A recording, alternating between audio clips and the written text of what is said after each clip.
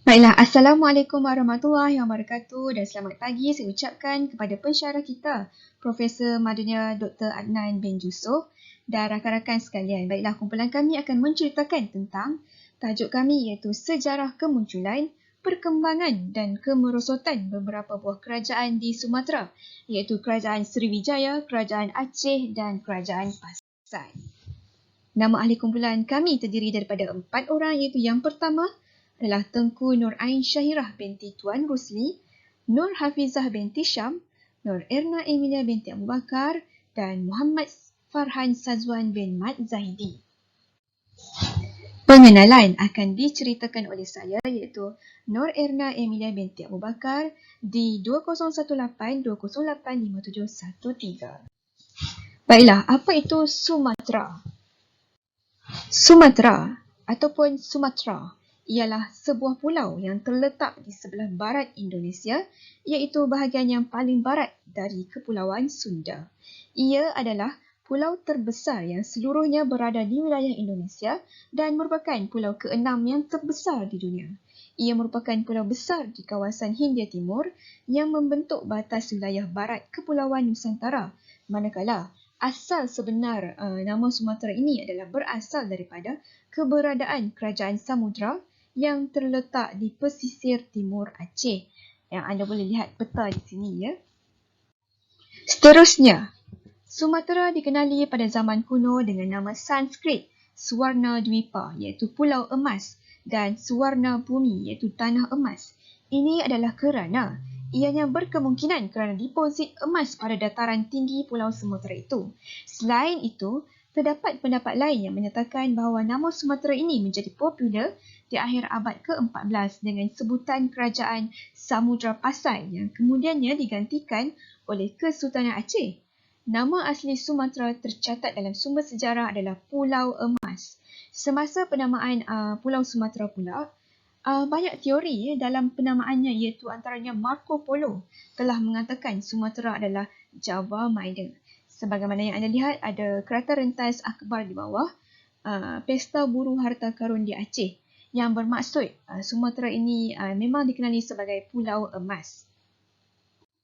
Seterusnya, petualang Maghribi Ibnu Battuta itu gambarnya di atas yang melawat pulau ini pada tahun 1345 mengucapkan kata Sumatera sebagai Samatra yang kemudiannya menjadi Sumatra atau Sumatra. Nama-nama ini selanjutnya dinyatakan di dalam peta yang dibuat orang Portugis sejak abad ke-16 untuk merujuk kepada pulau ini sehingga dikenal secara luas sehinggalah sekarang. Okey. Sumatera kaya dari segi sejarahnya di mana orang yang bercakap Austronesia mula tiba di Sumatera sekitar 500 sebelum Masihi sebagai sebahagian daripada perluasan migrasi Austronesia dari Taiwan ke Asia Tenggara. Dengan kedudukannya dalam laluan perdagangan Laut India China ini, jadi bandar-bandar perdagangan berkembang terutamanya di perairan Sumatera dan dipengaruhi oleh agama Hindu dan Buddha.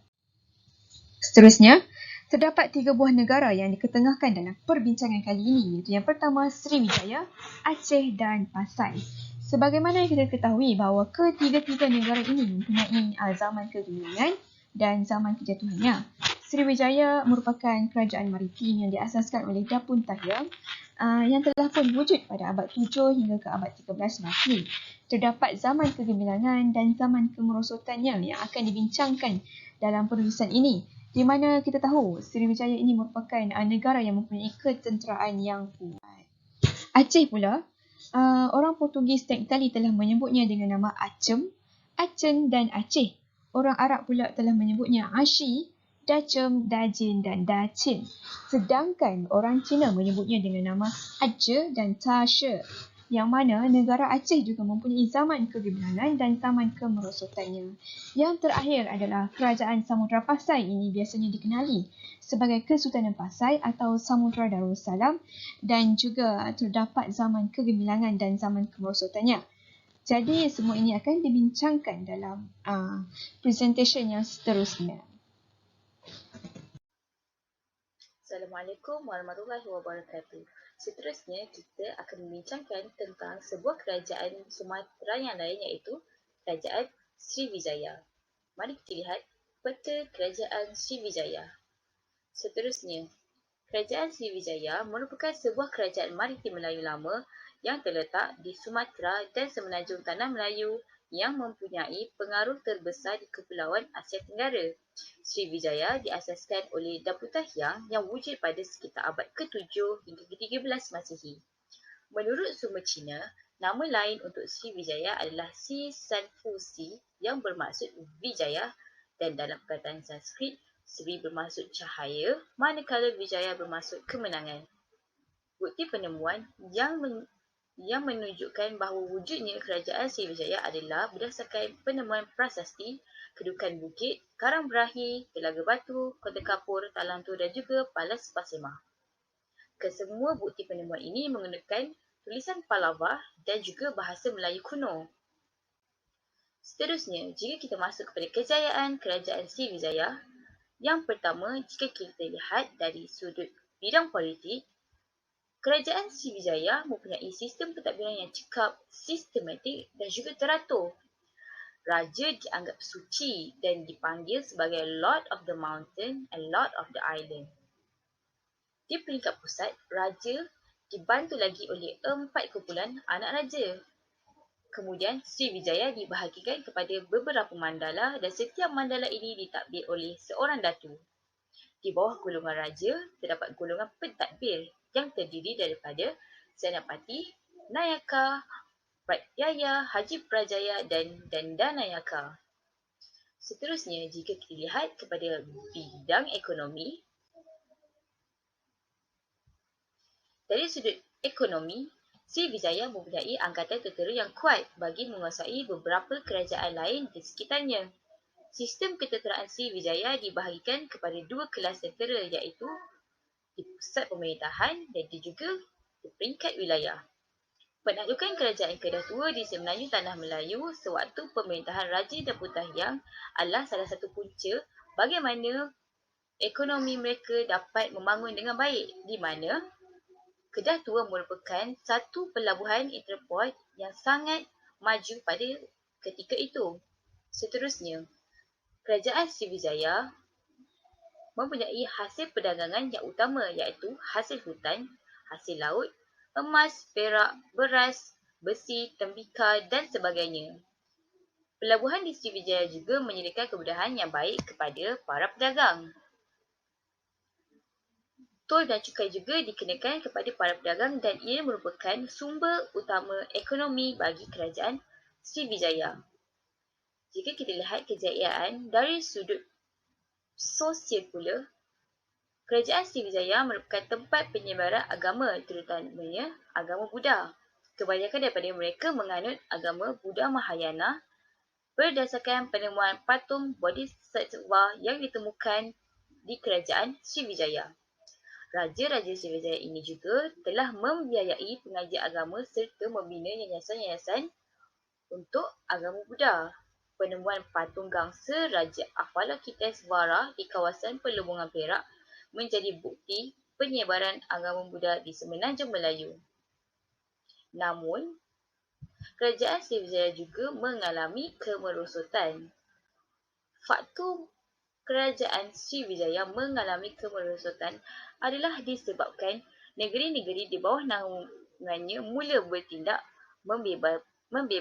membebaskan diri. Ini kerana Sriwijaya tidak dapat memberi manfaat kepada pelabuhan yang berada di bawah jajahan takluknya. Kemudian, mereka juga menerima ancaman daripada kuasa luar sebagai contoh Mataram, Kediri dan Majapahit. Dan akhir sekali, pedagang-pedagang Cina mula mendapatkan terus sumber bekalan di pelabuhan kecil. Itu sahaja untuk kerajaan Sriwijaya dan seterusnya kita akan sambung kepada kerajaan yang lain. Assalamualaikum warahmatullahi wabarakatuh. Nama saya Muhammad Farhan Sazwan bin Mat Zahidi. Hari ini saya ingin menerangkan sedikit sebanyak mengenai kerajaan Samudera Pasai. Yang pertama iaitu sejarah kemunculan. Sejarah Samudera Pasai ini telah dimulai sejak awal abad ke-13 lagi. Sebagai contoh, penemuan batu bersurat yang ada di Lubuk Tue, Merah Mulia dan di Batak Ulim. Kerajaan Samudera Pasai terletak di Aceh dan ia merupakan kerajaan Islam yang pertama di Indonesia. Kerajaan ini didirikan oleh Merah Silu iaitu pada tahun 1267 Masihi. Merah Silu ataupun Sultan Malik As-Saleh sekitar tahun 1267 merupakan Sultan Kerajaan Samudera Pasai. Kerajaan Samudera Pasai ini biasanya dikenali sebagai Kesultanan Pasai atau Samudera Darussalam. Munculnya Kerajaan Samudera Pasai ini adalah bermula daripada kejatuhan Kerajaan Sriwijaya iaitu sekitar abad ke-13. Bukti arkeologi keberadaan kerajaan ini ditemui makam Raja-Raja Pasai di Kampung Godong, Aceh Utara. Kerajaan Samudera Pasai merupakan gabungan dari Kerajaan Pasir dan Perlak dengan raja pertama iaitu Malik Al-Saleh. Sekarang kita tengok pada senarai Sultan Kerajaan Samudera Pasai. Yang pertama ialah Sultan Malik Al-Saleh, yang kedua Sultan Muhammad Malikul Zahid, yang ketiga Sultan Malikul Mahmud, yang keempat Sultan Malikul Mansur, yang kelima Sultan Ahmad Malik Al-Zahir, dan yang keenam ialah Sultanah Narisha. Okey, sekarang kita tengok pada zaman kegemilangan Kerajaan Samudera Pasai. Zaman kegemilangan Kerajaan Samudera Pasai ini bermula apabila pemerintahan Sultan Malikul As-Saleh dan disambung oleh sultan-sultan seterusnya. Sebagai contoh, yang pertama, ia dapat memperluaskan kekuasaan. Dan yang kedua, antara zaman kegemilangan Samudera Pasai ini ialah menang perang. Sebagai contohnya, Kerajaan Karabatu di Tuminang ke tangan Samurai Pasai. Yang ketiga pula, zaman kegemilangan Kerajaan Samudera Pasai ini ialah menjadi pusat penyebaran agama Islam. Sebagai contoh, beberapa bangunan seperti Majlis Agama Islam melantik qadi dan menggerakkan pendakwah untuk menyebarkan agama Islam. Dan yang keempat ialah perkembangan ekonomi. Sebagai contoh, Samudera Pasai ini sudah kaya dengan bahan mentahnya seperti getah, beras, kayu dan lada. Selain itu, perkembangan ekonomi Kerajaan Pasai ini juga ia menggunakan mata wangnya yang tersendiri. Sekarang kita tengok pada zaman kejatuhan Kerajaan Pasai. Antara penyebab jatuhnya Kerajaan Pasai ini ialah serangan kerajaan asing. Serangan daripada Majapahit semasa pemerintahan Sultan Ahmad Malikul Az-Zahir II menyebabkan dia terpaksa berundur dan melarikan diri. Dan yang kedua pula, pelabuhan dia diambil oleh Melaka, menyebabkan hilangnya punca pendapatan ekonomi Kerajaan Samudera Pasai. Sekian sahaja dari saya. Terima kasih. Assalamualaikum warahmatullahi wabarakatuh. Nama saya Tengku Nail Syahira binti Tuan Rosli. Nombor matrik di 201820869190. Baiklah, saya akan terangkan kemunculan, kegemilangan dan juga kemerosotan Kerajaan Aceh. Kita teruskan dengan kemunculan Kerajaan Aceh. Di sini merupakan peta Aceh yang terletak di Pulau Sumatera. Baiklah, Kesultanan Aceh Darussalam terbina selepas keruntuhan Samudera Pasai yang muncul dan memerintah sebelum Kerajaan Aceh. Samudera Pasai ini mengalami kejatuhan dan memberi peluang kepada sesebuah kerajaan baru untuk berdiri dengan acuan pentadbirannya sendiri, iaitu dikenali sebagai Kerajaan Aceh. Kerajaan Aceh ini mula berdiri sepenuhnya pada tahun 1496. Dapat dilihat dari segi geografi, Aceh terletak di Pulau Sumatera dengan keluasan wilayah seluas kira-kira 182,828 batu persegi, termasuklah lebih daripada 100 pulau kecil yang mengelilinginya di bahagian barat daya. Sultan Ali Mughayat Shah adalah sultan pertama yang memerintah Kerajaan Aceh.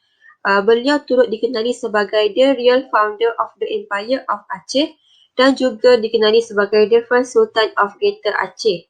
Perkembangan Kerajaan Aceh ini saya bahagikan kepada 3, iaitu pertama dari segi politik dan agama Islam, yang kedua ekonomi dan agama Islam, Dan yang ketiga adalah peradaban dan agama Islam.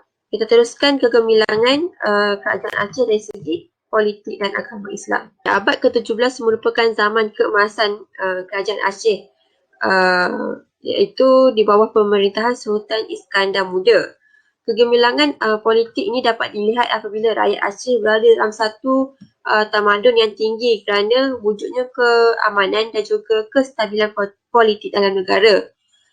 Ini dikatakan kerana kehebatan kerajaan Aceh dalam bidang politik kerana dibantu oleh pasukan askar Angkatan Darat dan juga Angkatan Laut yang sangat kuat. Kerajaan Aceh ini juga mampu menangkis pelbagai ancaman dari pihak musuh, terutama dari Portugis yang telah bertapak di negeri Melaka pada ketika itu. Dikatakan juga kedatangan Islam telah memberi nafas baru terhadap politik dan pemerintahan di Aceh. Agama Islam ini turut menjadi ideologi kerajaan dan telah menjadi cara hidup masyarakat Aceh. Itu dikatakan way of life penduduk Aceh. Pengaruh agama Islam ini juga dapat dilihat dalam struktur pemerintahan, hukum, perundangan, peranan ulama dan juga pemerintahan politik luar negara. Dan juga berlaku penentangan dengan kuasa barat terutama dari Portugis dan juga Belanda. Perkembangan politik agama Islam ini juga dapat dilihat apabila kerajaan ini memperkenalkan adat Makuta Alam, iaitu yang diperkenalkan oleh Sultan Iskandar Muda. Agama Islam sebenarnya telah terpatri dalam kehidupan masyarakat Aceh yang telah memberi mereka keyakinan dan semangat untuk membela agama Islam dan negara yang berlandaskan konsep jihad fisabilillah. Seterusnya saya teruskan dengan ekonomi dan agama Islam. Masyarakat Aceh juga turut berkembang dari segi ekonominya. Aceh telah mengembangkan kewilayahan hingga ke arah selatan serta memperolehi kemajuan ekonomi perdagangan dari Sumatera hingga Indrapura. Sebilangan besar dari penduduk Aceh menjalankan ekonomi berdagang, bercucuk tanam, ahli pertukangan dan sebagainya. Namun pada masa pemerintahan Sultan Iskandar Muda, ekonominya sudah tersebar luas hingga ke Melaka. Sultan Iskandar Shah juga berhasil menjadikan Aceh sebagai sebuah kerajaan yang besar dan bersatu padu sehingga menyebabkan Aceh berjaya dalam urusan perdagangan. Islam juga turut tersebar apabila terdapat bangsa yang memeluk Islam ketika berdagang di Aceh, iaitu seperti negara Belanda, Eropah, Inggeris, Perancis dan juga Tiongkok. Pada abad ke-16, Aceh merupakan pengekspor utama rempah ratus, khususnya lada hitam. Manakala barangan import Aceh adalah pelbagai jenis kain kapas, linen, sutera, permaidani, lukisan, senjata, tembikar, alat seni, alat besi, gula dan juga beras. Seterusnya adalah perkembangan dari segi peradaban dan agama Islam. Okey, masyarakat Aceh sangat terkenal dengan ketaatannya kepada agama Islam. Jadi, Aceh ini telah diwarnai dengan pandangan dunia keislaman. Budaya, peradaban dan agama Islam yang berkembang di Aceh sangat ditentukan oleh pandangan dunia, iaitu worldview, worldview masyarakat dan kerajaan Islami. Kemajuan peradaban ini juga dapat dilihat dalam tradisi kerajaan, karya-karya sastera, karya intelektual dan juga perayaan. Kehidupan masyarakat Aceh ini dibangun atas dasar agama dan adat. Aceh telah banyak melahirkan ulama keislaman di Nusantara seperti Hamzah Pansuri, Samsuddin Sumatrani, Abdul Rauf Sijili dan Nuruddin Raniari. Okey. Namun begitu, kerajaan Aceh juga telah mengalami kemerosotan. Aceh mula mengalami zaman kejatuhan adalah selepas kemerkatan Sultan Iskandar Thani, iaitu pada tahun 1641. Pada masa ini, Belanda telah mara di Sumatera dan telah menguasai satu demi satu negeri-negeri di Sumatera.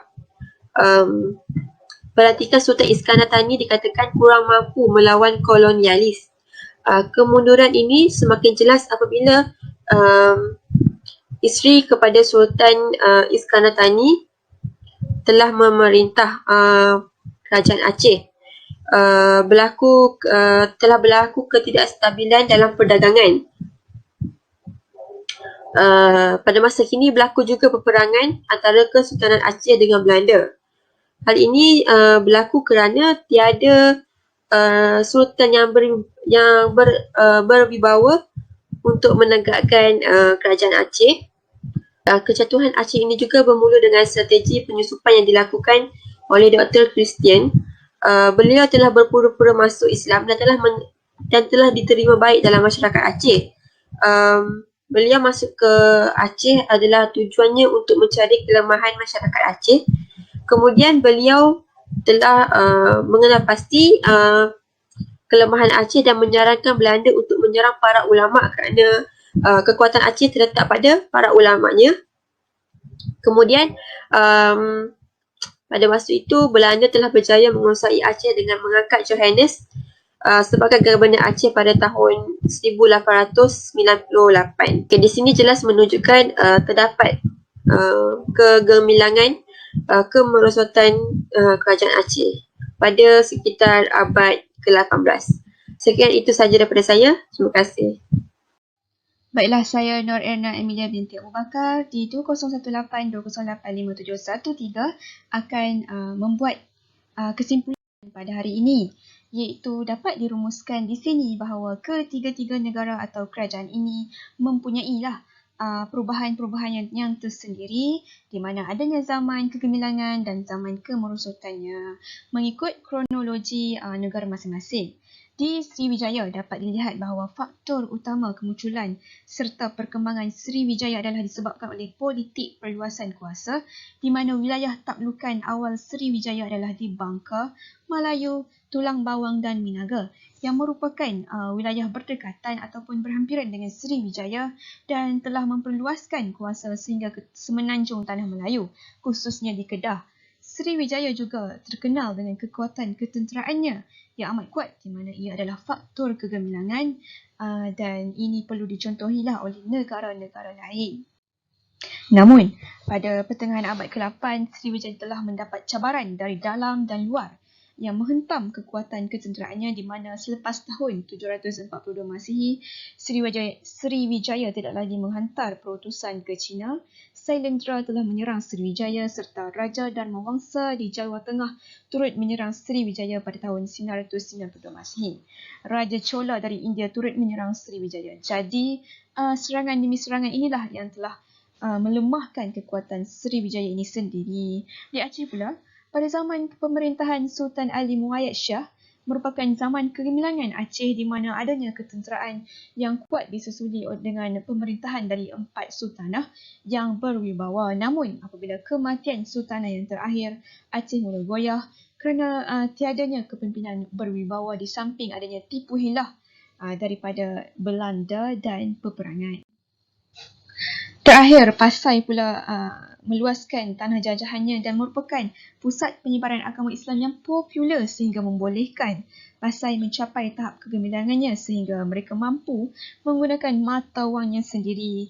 Tetapi serangan dari Majapahit telah memberi impak negatif kepada negara ini di samping pelabuhan mereka diambil alih oleh Melaka. Jadi, jelaslah di sini konklusinya bahawa zaman kegemilangan yang dirasai oleh ketiga-tiga kerajaan ini perlu dikekalkan momentum dan kredibilitinya untuk mengoptimumkan pengeluaran dan sebagainya supaya negara dapat terus bertahan secara berterusan. Sebagai generasi masa kini, segala bentuk sejarah yang telah tercipta ini perlulah diambil pengajaran dan nilainya untuk digunakan pada masa akan datang agar sejarah yang lama tidak akan berulang kembali. Dengan itu, sekian sahaja dari kumpulan kami tentang tajuk ini. Selamat mendengar dan sekian sahaja dari kami. Assalamualaikum warahmatullahi wabarakatuh dan bye-bye. Terima kasih.